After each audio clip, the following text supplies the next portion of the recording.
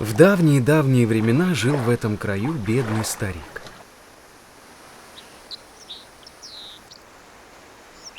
И было у него единственное богатство – 7 прекрасных дочерей.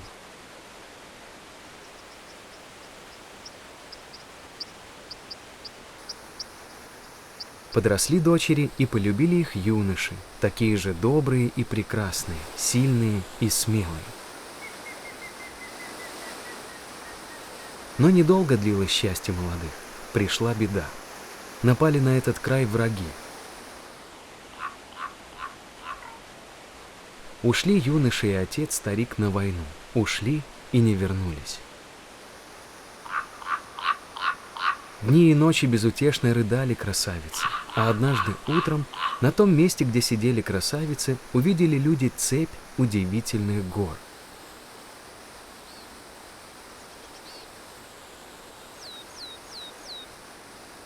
Горе превратило девушек в горы.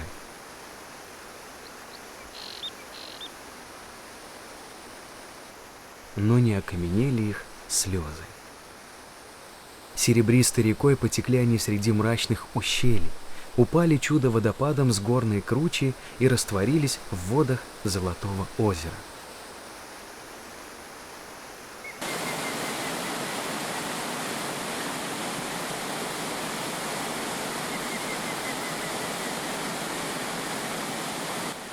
Не говорили люди лишних слов, а потрясенные и покоренные беззаветной преданностью в любви просто шептали друг другу: «Корбу, Корбу, смотри сюда, смотри сюда».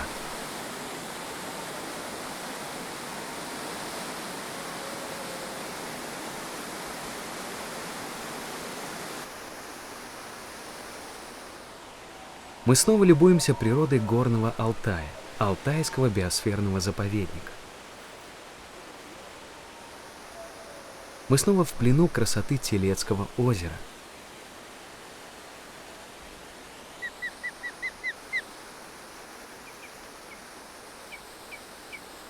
Почти 100 больших и малых рек сбегает с окрестных вершин в его таинственную глубину. Река Большая Корбу 5 раз срывается с кручи и летит с утесов, пока не достигает озера.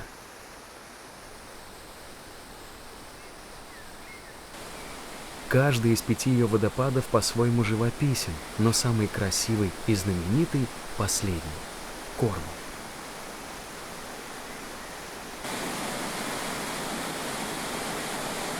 Название Корбу, точнее Корба, в переводе на русский язык означает «ветка». Еще один вариант перевода названия водопада мы услышали в местной легенде о его возникновении. Так звучат слова, обращенные к окаменевшим алтайским красавицам: «Смотри сюда». Это 2 самых популярных варианта названия водопада Корбу в переводе с языка местных жителей. Каждый из них может быть правильным, ведь по внешнему виду эта природная достопримечательность напоминает ветвь, а красота ее как бы сама говорит: «Смотри, смотри сюда». 12-метровый водопад Корбу образовался в результате естественного провала русла реки Корбу, берущей начало с одноименного горного хребта. Хребет Корбу – грандиозное природное творение, возвышающееся на 2100 метров над центральной частью Телецкого озера. Воды реки становятся удивительным водопадом уже у самого озера, всего в 100 метрах от устья. Русло здесь пролегает между крутыми скалами, густо поросшими растительностью.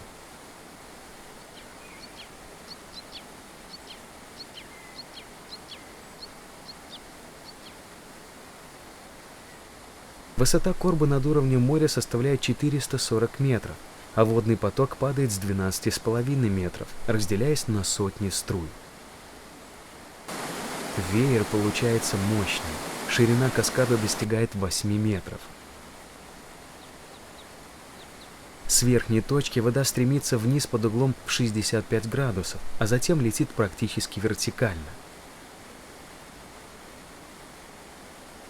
Голос Корбу звучный, уже на подступах к нему сложно расслышать речь соседа. Подойдите чуть ближе, тогда его можно не только услышать, но и почувствовать. Миллиарды капель окутают вас с головы до ног.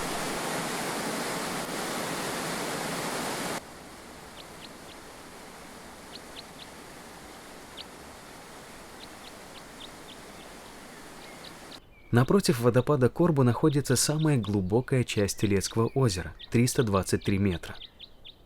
Автор одной из монографий о водопадах Алтая сравнил Корбу с царь-колоколом. Форма, необычный размер и величественный вид объединяют эти два чуда – природное и рукотворное. Необычный водопад Корбу даже на фото выглядит впечатляюще. Его невозможно перепутать с какой-нибудь другой природной знаменитостью.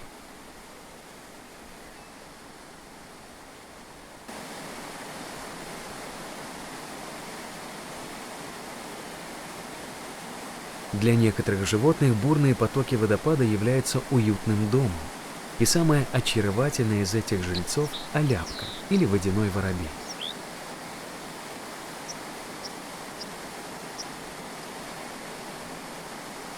Маленькая изящная птица поражает своим противостоянием водной стихии.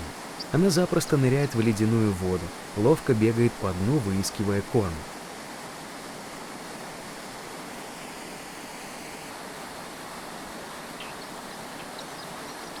Выскочив на сушу, начинает насвистывать мелодичную песню, хотя погода совсем не весенняя. Воробьиных птиц много, но только одна аляпка не боится водной стихии и запросто ныряет в мелкие речки и ручьи. На дне реки она выискивает личинки стрекоз, речных жучков, мертвых насекомых, упавших в воду.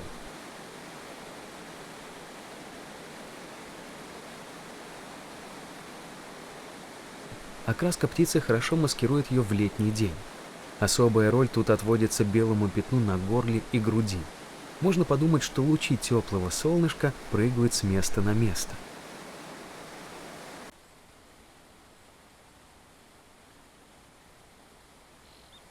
Между собой птицы селятся на расстоянии. Свое место обитания аляпка тщательно охраняет. Залетевшего случайно на чужую территорию сородича самец яростно прогоняет и периодически делает облет своих владений.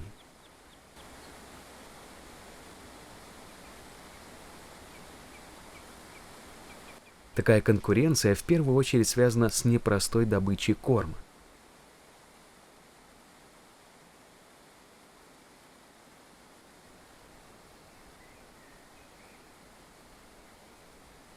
Аляпка отдает предпочтение быстрым рекам. Возле слаботекущей и стоячей воды не селится, а нырять в такой воде она вообще не умеет.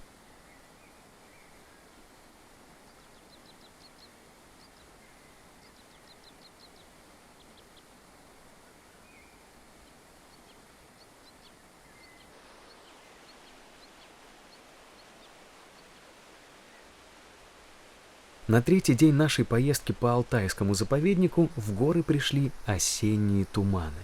Алтай, потеряв солнце, стал другим, суровым и таинственным. Кажется, Алтай в непогоду стал еще краше.